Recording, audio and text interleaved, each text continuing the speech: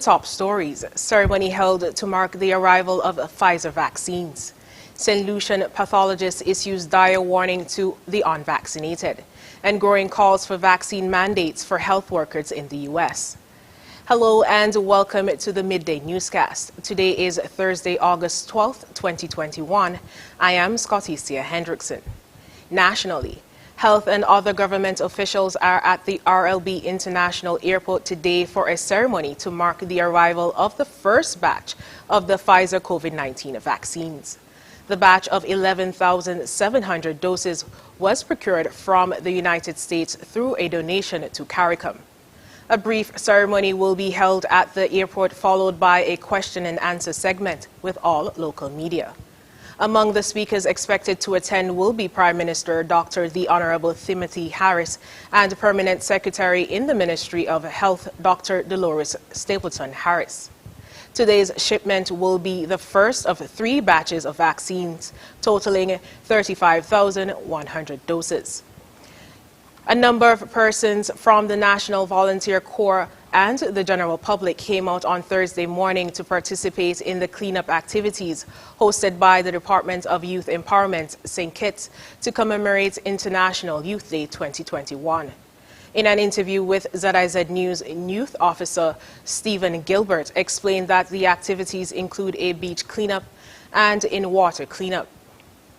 We presently have some of our volunteers at Newtown, just in front of Ken's Dive Center, doing a beach cleanup. As you can see from the bags that are here, they started just about 8 o'clock, and we already have about 10 to 15 bags of garbage, and we're going to make our way all the way up to the fisheries. There's also a beach cleanup that is taking place in 3 other areas. So there's one at Reggae Beach right now. We have a few persons also at North Friars Bay. We also have a few persons at just behind the St. Christopher Club. So that's 4 areas. We also have another group of persons that started by the market, and they're going to make their way all the way up to the War Memorial. He added that another activity planned for the day was a tree planting exercise, which was conducted at Carifesta Village and Clico Housing Project. There's one other activity that we're having this morning as well.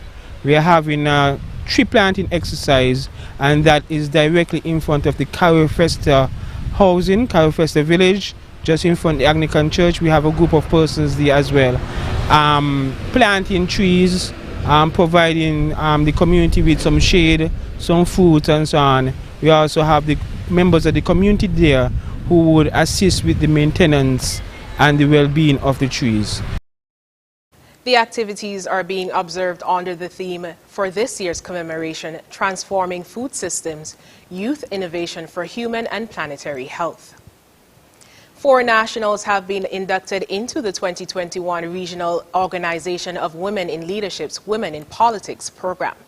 According to a press release, Nishama Ratan Mack, Gabriella Brantley, Taliba Byron, and Iseline Phillip have been selected in addition to 22 other women from St. Lucia, St. Vincent and the Grenadines, Antigua and Barbuda, Barbados, Dominica, and Grenada. The leadership program for young women in the Eastern Caribbean and Barbados was conceptualized in 2020 by the United States Embassy, Bridgetown, Barbados. The Regional Organization of Women in Leadership now coordinates the 2021 program with the support of the U.S. Embassy, Bridgetown, Barbados. Greater female participation in politics and leadership in the Caribbean is encouraged through active participation in sessions with leading professionals. The program begins on August 16th through to September 29th and will engage participants in building a brand and finding their place in politics, developing new skills to advance their careers, diversity, inclusion and community activism, and growing their professional network of fellow female leaders. Regionally, consultant pathologist Dr. Stephen King is issuing a dire warning to all St. Lucians, especially the unvaccinated, over the likely introduction of the Delta variant in St. Lucia. Experts explain that those who are yet to receive the jab are at risk for severe illness and death due to the menacing Delta variant of the COVID-19 virus. More in this HTS News report. With the presence of the Delta variant of COVID-19 all but confirmed in St. Lucia, medical practitioners are sounding the alarm, particularly to the unvaccinated. Former Chief Medical Officer and Consultant Pathologist Dr. Stephen King warns that those who have not been inoculated against the virus are at serious risk. It's the unvaccinated who are at great risk here.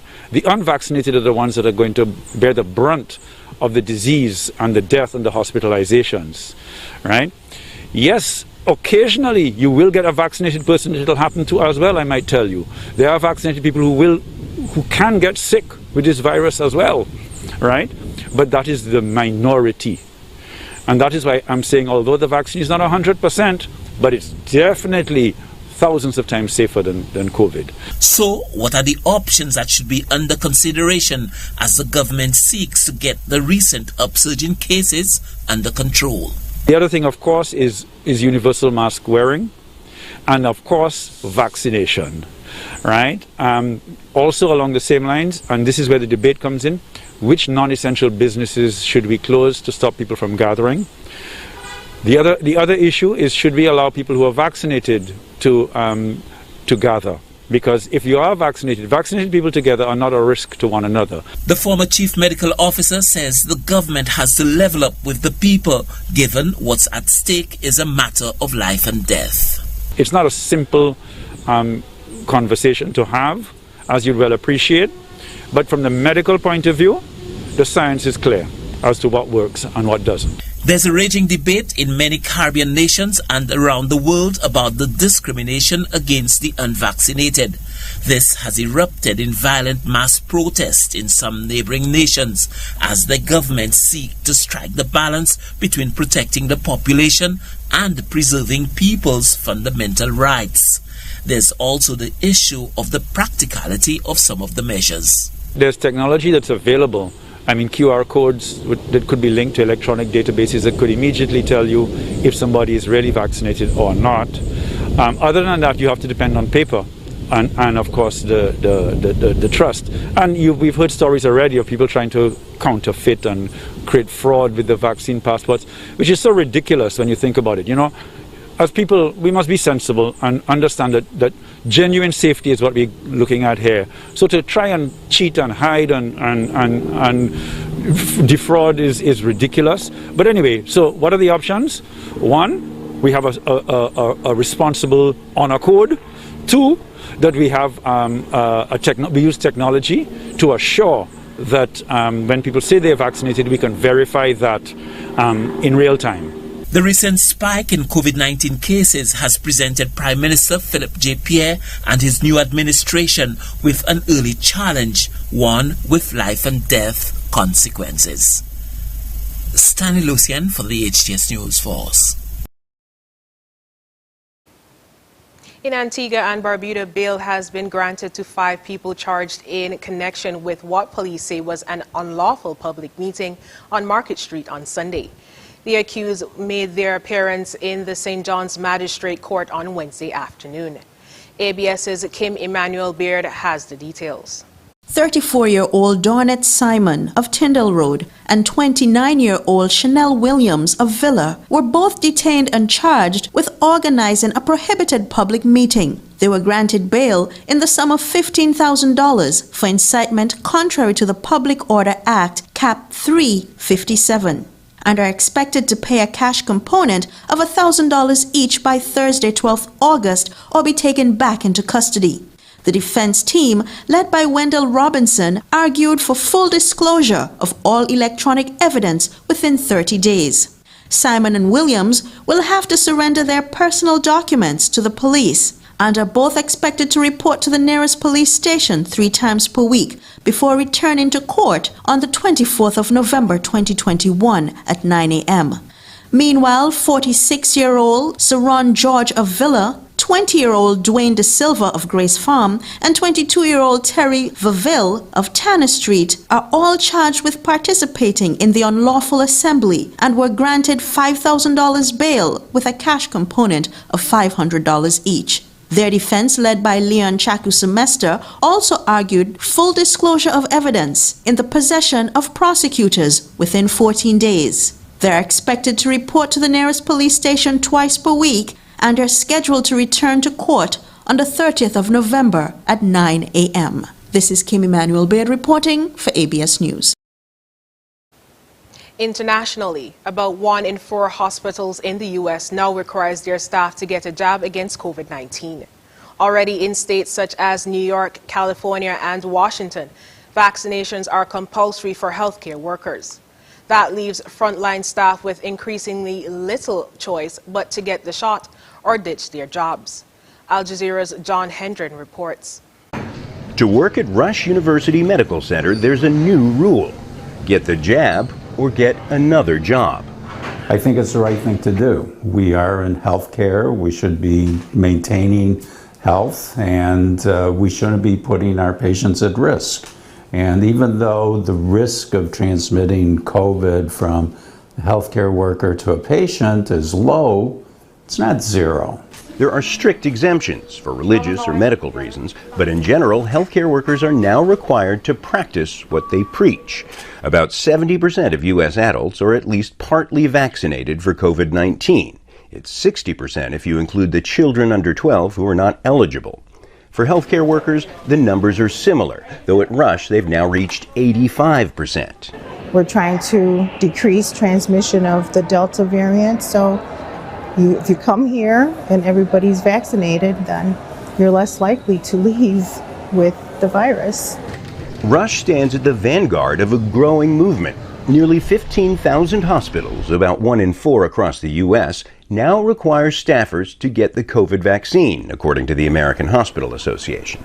And states like New York, California, and Washington have issued vaccine mandates for healthcare workers. Like it or not, vaccine mandates work.